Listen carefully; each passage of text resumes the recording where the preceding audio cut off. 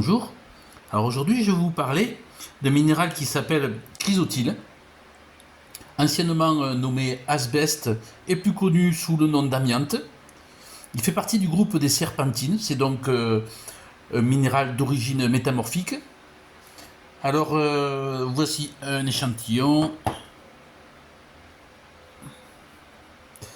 En voici un autre où on peut un peu moins voir les fibres.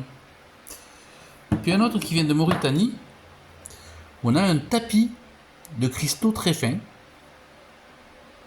Donc là, c'est de l'amiante bien cristallisée.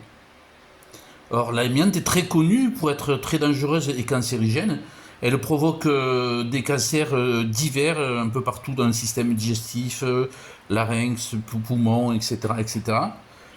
Et j'ai déjà vu des publications où on disait qu'avoir des minéraux d'amiante, c'était dangereux, etc., etc. Bon, il n'en est rien. En fait, la forme dangereuse de l'amiante, ce sont les microfibres qui sont émises en grande quantité dans les usines qui fabriquent des produits à partir d'amiante, ou bien lorsque cette amiante est projetée pour faire de l'isolation dans les bâtiments ou les maisons.